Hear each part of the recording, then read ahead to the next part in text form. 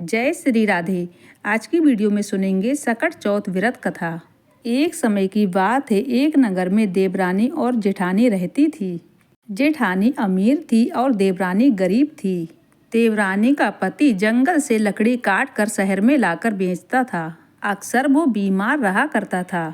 वहीं देवरानी जेठानी के घर का सारा काम करती थी।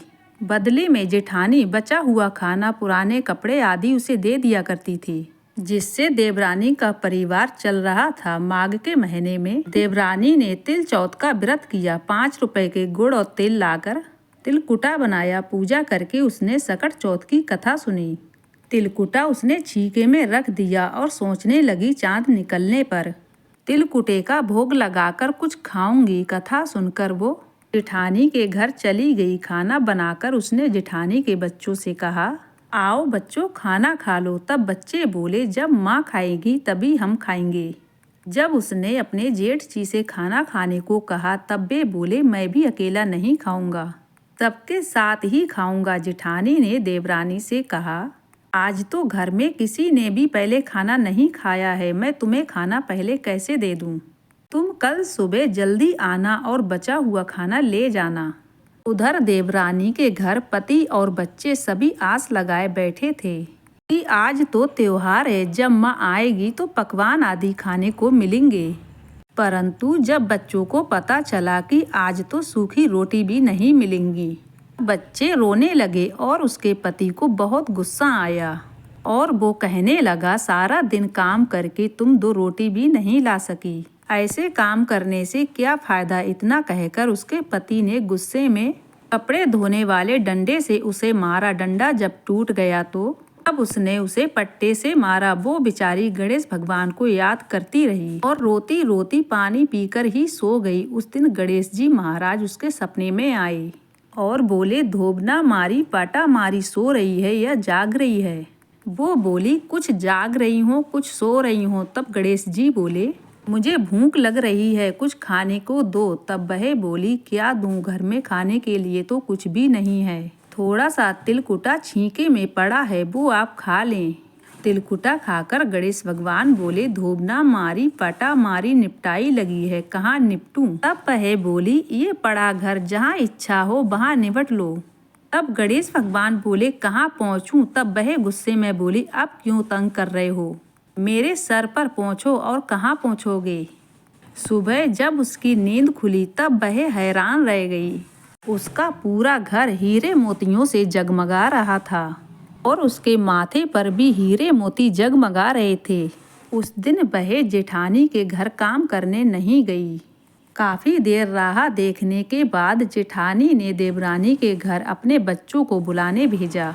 उसने सोचा, कल खाना नहीं दिया इसीलिए देवरानी शायद बुरा मान गई है। बच्चे बुलाने पहुँचे, बोले, चाची चाची चलो, माँ ने तुम्हें बुलाया है, सारा काम पड़ा है। तब देवरानी बोली, बेटा हमने बहुत दिनों तुम्हारे घर काम कर लिया है, अब तुम अपनी ही माँ को मेरे घर काम करने भेज दो। बच्चों ने घर जाकर अपनी माँ को सारी बात बताई कि चाची का घर हीरे मोतियों से जगमगा रहा है। जेठानी दौड़ती हुई देवरानी के घर पहुंची। तब जेठानी देवरानी से बोली, ये सब कैसे हुआ? देवरानी ने गणेश जी की सारी लीला जेठानी को बता दी। घर लौटकर जेठानी अपने पति से बोली, आप मुझे धोबने और पटे से मारो।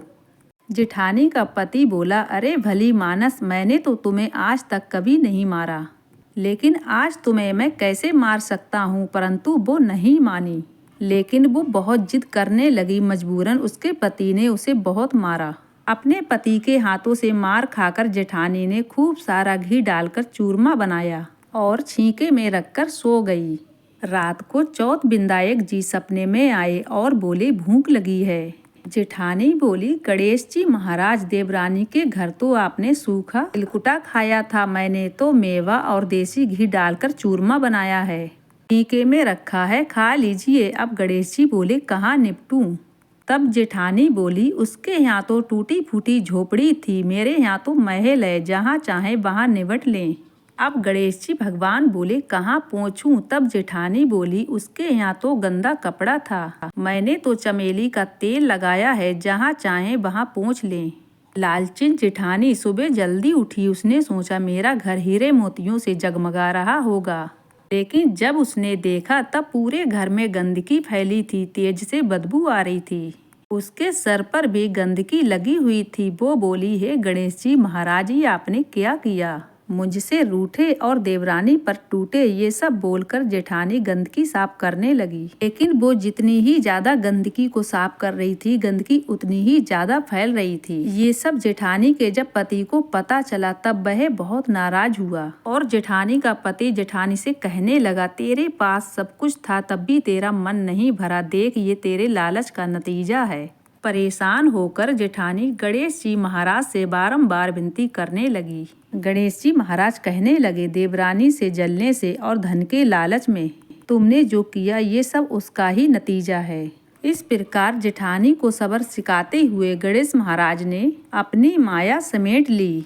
फिर जेठानी को अपने किए पर बहुत पछतावा हुआ कि मैंने ये देवरानी के साथ क्या किया। हे गणेश जी महाराज, जैसे देवरानी पर कृपा की ऐसे ही सब पे करना। कहानी कहने वाले और सुनने वाले और हुंकारा भरने वाले सभी पर अपनी कृपा करना और जेठानी को जैसी सजा दी ऐसी सजा किसी को भी मत देना। तो दोस्तों, कैसी लगी आज की कहानी? आपको अच्छी लगी हो तो फैमिली फ्रेंड्स में भी शेयर जरूर कीजिए और वीडियो को लाइक करके चैनल को साथ ही साथ सब्सक्राइब जरूर कीजिए।